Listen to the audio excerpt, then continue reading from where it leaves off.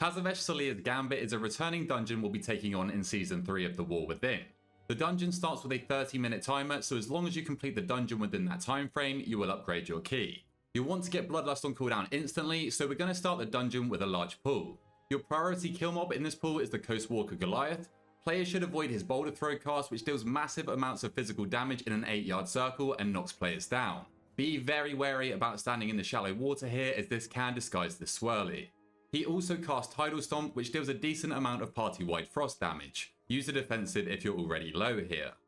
Surrounding him, you'll find packs of Murlocs, including 2 scary kick mobs. Murkbrine Fishmancers cast Water Bolt at random players, dealing a large amount of frost damage, so try and kick as many of these as possible. They will also throw volatile pufferfish on the ground, which explode for massive damage. Avoid these, and again, be aware of the fact that they can be hard to see if they spawn in the water. Murkbrine Shell Crushers will cast Cry of Murgorg, which also needs to be kicked. This casting rages all nearby Murlocs, increasing their damage done by 50% for 30 seconds. This can prove fatal for the tank on melees alone, but it also makes the water bolts even more terrifying. Their other ability, Shellcracker, will hit the tank for large physical damage and knock them back. However, the damage isn't too noticeable. The final Murloc to be aware of is the Murkbrine Scalebinder. They will summon an invigorating fish stick, which needs to be focused down immediately, as it reduces all Murloc damage taken by 25% and heals them every 5 seconds. There are also packs of shore runners running around, but these mobs don't do much and can just be cleaved down. The final mobs blocking our way to the first boss are Stormforged Guardians. Their Crackle ability will create a line of lightning circles that inflict large amounts of nature damage every second to anyone standing in it. They will also cast Charged Pulse, unleashing a blast of electrical energy in a 12-yard circle, dealing fatal nature damage, so be sure to move out of this. Now we can head down the corridor to the first boss of the instance, Hylbrande. Tank should immediately face the boss away from the party, as he has a frontal cone Titanic Crash. Simply wait for the cone to appear and then sidestep the frontal, as it does a lot of damage and also stuns you. Tank should also be aware of the Tank Buster Shearing Swings. These 2 consecutive swings do a good chunk of damage, so use a defensive to mitigate them. Throughout the fight, the boss will target 3 random players with Purifying Burst. This hits the selected players with Holy Missiles, which deal substantial damage, so use defensives to help out your healer through this burst. Vault Purifier adds will spawn throughout the fight, which need to be stopped on their Empowered Defense cast, as this reduces the boss's damage taken by 25%. They then need to be cleaved down quickly, as their Valorous Bolt cast will target a random player and deal significant holy damage if successful, but this should be kicked. It's especially important that these adds are dead before the boss's sanitizing cycle phase, as they will prevent you from accessing one of the consoles with a channel. During sanitizing cycle, Hylbrande becomes immune to damage until players collect the coloured runes that spawn around him and take them to the correct console in each corner. One player will need to immediately head to the back of the room to activate the console, which then shows the correct location to place these 4 different runes. Players will simply need to run over these runes and take them to the correct inactive console and click on them when in range. The final ability players should be aware of is Purged by Fire. This will target a random player and chase them with a beam of energy for 6 seconds. The beam itself does a lot of damage, so don't get hit and try not to clutter the center of the room with puddles that the beam leaves behind. Do not underestimate this beam, it travels fast and will kill you quickly. Once the boss has fallen, take the portal that will spawn to the next area of the dungeon, where we'll encounter some new mobs to go over. Burly deckhands will cast Super Sizon, enraging themselves and increasing their damage done by 100% for 15 seconds. You can delay this going off by stopping it with stuns or disorients, however it will continue to recast, and when the cast goes off, tank should be prepared to kite or use defensives. Hourglass Tide Sages are the kick mobs in this area. Their Brackish Bolt cast will hit the tank for a good chunk of frost damage, so try and kick this where possible.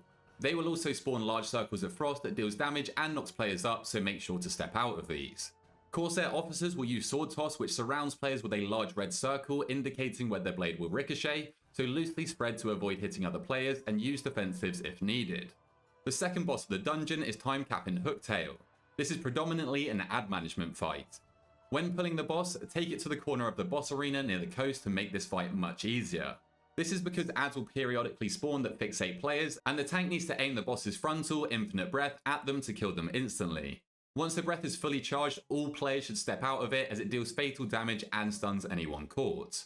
It's very important that these ads die fast, as they gain a stacking damage and movement speed buff that will eventually kill the fixated player. Non-tank players should help with crowd controlling and kiting the ads into the frontal, as it's extremely hard to hit every ad every single time. Positioning for these adds is made even harder by the boss's cannon barrage, which will leave large circles of fire near players that persist for 2 minutes, so try and stack these as neatly as possible to give the tank room to position the boss. Occasionally, a random player will be targeted with Anchor Shot. This will pull you towards the coast and deal pretty significant physical damage over 6 seconds, so press a defensive if needed. And lastly, healers will have to manage the time bomb debuff throughout the fight. The debuff grants players a 30% haste buff, but deals 10% increased damage per tick, so don't let stacks get too high and avoid overlapping dispels as it hits the group for large AoE damage upon removal. Once again, you'll take another portal to the final area of the dungeon, where you'll then encounter 2 Adorned Starseers.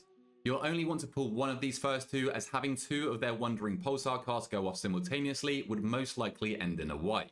All players should immediately swap to the newly spawned Pulsar to burn it down to stop the party-wide arcane damage that it deals every second until it's killed.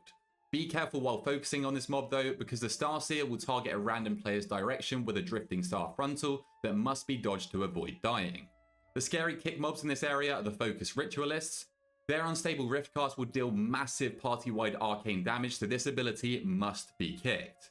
Any spare kicks can be used on their other Hyperlight Bolt cast, which will slowly chip away at the tank, but Devoted Accomplices are also priority kick mobs. They will cast Reinvigorate at 40% health, healing themselves for 60% of their maximum HP, and granting themselves a buff that increases haste by 50%. This also must be kicked to prevent losing a lot of time, but you can purge the buff if the cast does go off. The final boss of the dungeon is Celia herself. To begin with, I'd recommend taking the boss over to the nearby carts to trap the adds that spawn throughout the first phase. These assassins will cast Shuriken Blitz, which needs to be interrupted or stopped, as it will apply a nasty 10-second bleed to the whole party if it goes through.